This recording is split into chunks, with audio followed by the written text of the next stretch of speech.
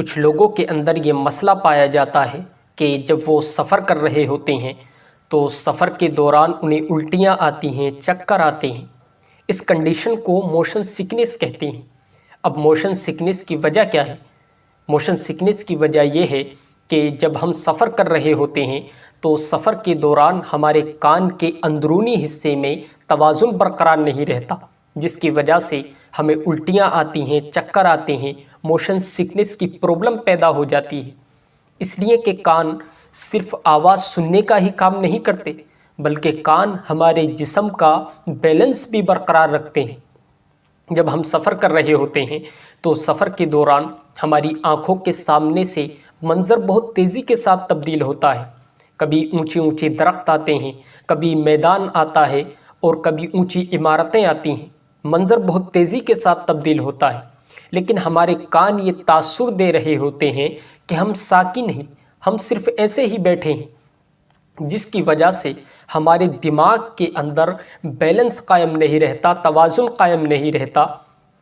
اور جب دماغ کے اندر توازن قائم نہیں رہتا تو دماغ معدے کی طرف الٹے سیدھے پیغام بھیجنا شروع کر دیتا ہے، جس کی وجہ سے ہمیں الٹیاں آتی ہیں، چکر آ جاتا ہے اور موشن سکنس کی پرابلم ہمارے اندر پیدا ہو جاتی ہے۔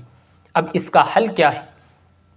اس کا حل یہ ہے کہ جب ہم سفر کر رہے ہوں تو سفر کے دوران یا تو گاڑی کے اندر تیز آواز میں نعت نبی سنیں یا پھر قرآن کریم کی تلاوت سنیں۔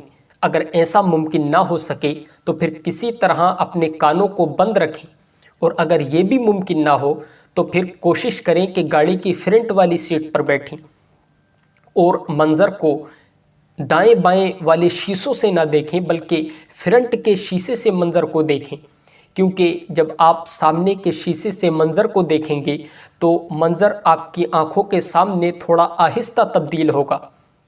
اور کوشش کریں کہ جب آپ سفر کے لیے نکل رہے ہوں تو سفر کے لیے نکلنے سے پہلے آپ کھانا نہ کھائیں، اور اگر کھانا کھانے کی ضرورت ہو تو پھر کھانا کم مقدار میں کھائیں۔